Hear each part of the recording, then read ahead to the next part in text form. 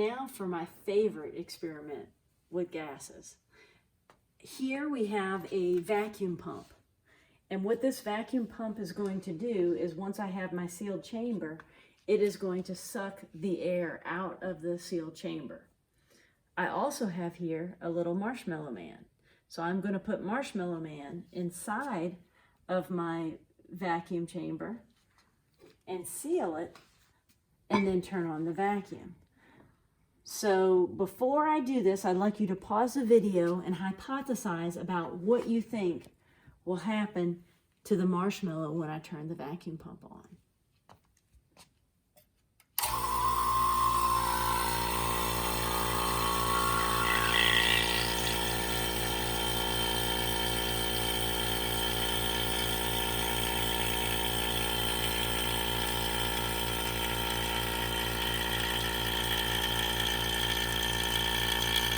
As you can see with the vacuum pump, the marshmallow has expanded significantly. This is pretty cool, but wait till you see what happens when I turn the vacuum off and let the air rush back in.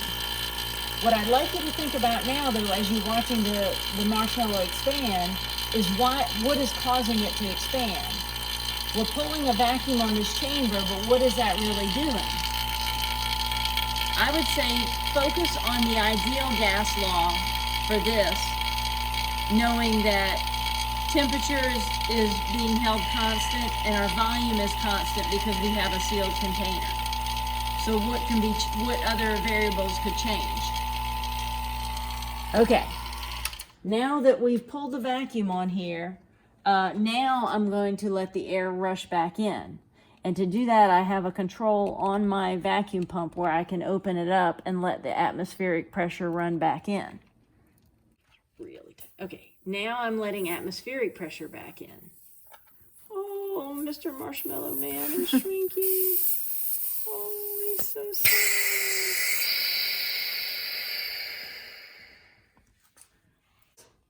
Happy, expanded Marshmallow Man is now a little shriveled. Now we're going to repeat the vacuum pump experiment, but this time we're going to do it with a marshmallow peep.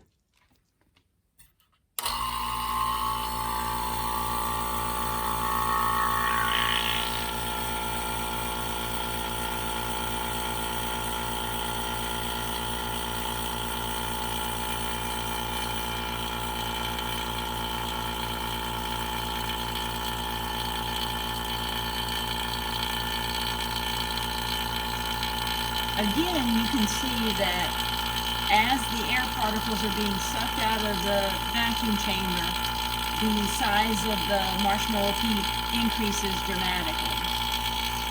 Now, I'm going to stop the vacuum pump and let the air rush back in to see what happens.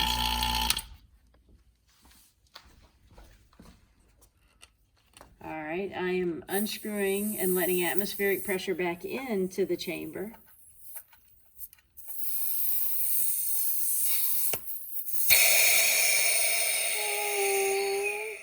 And he's shrinking again. And there's the peep. Now with our vacuum pump, I have a partially filled balloon inside, and let's see what happens. Stop the video for just a moment and hypothesize about what you think is going to happen to the balloon.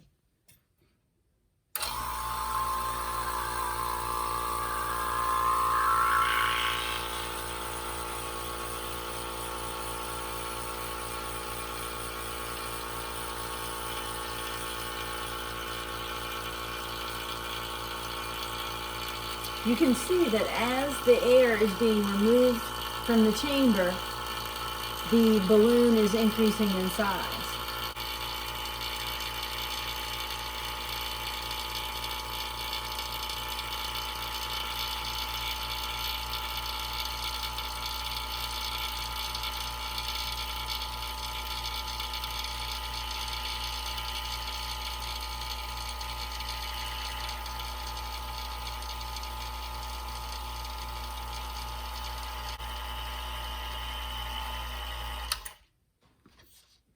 Now I'll let the air rush back in to the vacuum chamber.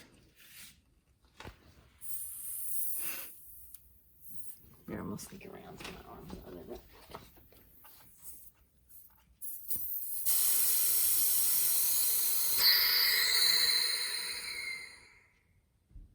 Right, now we're going to try again with a more inflated balloon to see if we can pop it as it expands. And this time we're using a water balloon without water in it.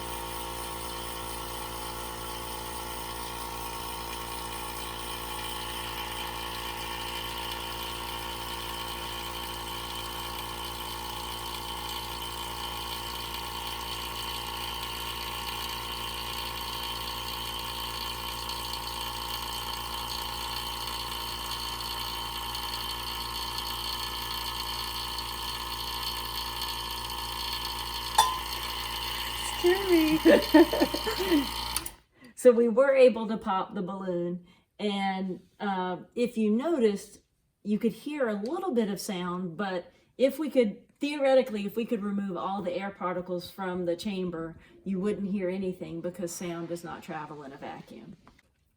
For our final experiment with the vacuum pump, I'm going to put some shaving cream into a beaker and see what happens. One second.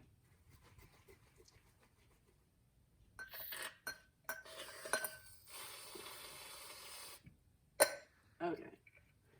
So now I will take this beaker with shaving cream, insert it into our vacuum pump assembly, and pull a vacuum on it. What do you think is going to happen to the shaving cream as I turn the vacuum on?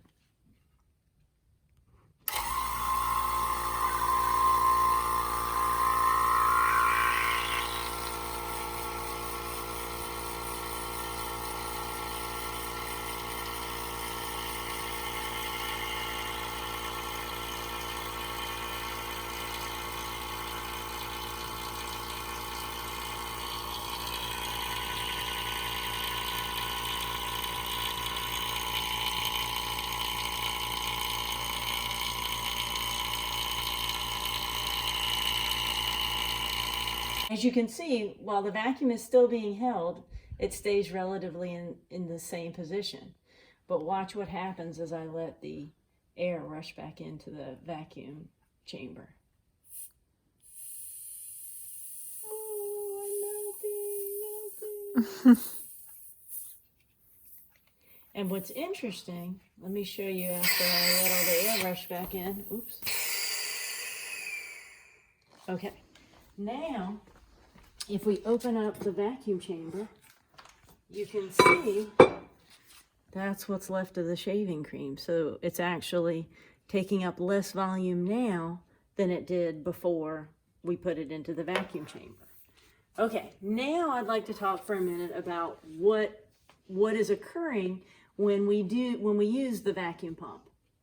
So we talked about the fact that the vacuum removes the air.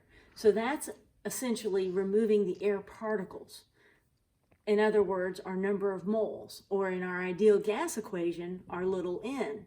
So the vacuum pump is removing the moles of air particles inside, which then decreases the pressure.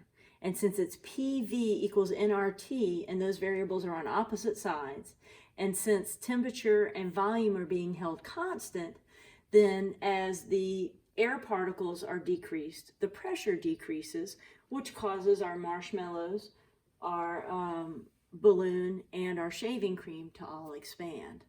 And then when we increase the pressure and allow the air particle, or when we allow the air particles to rush back in, that increases the pressure, and that's what caused everything to shrink even smaller than when we started.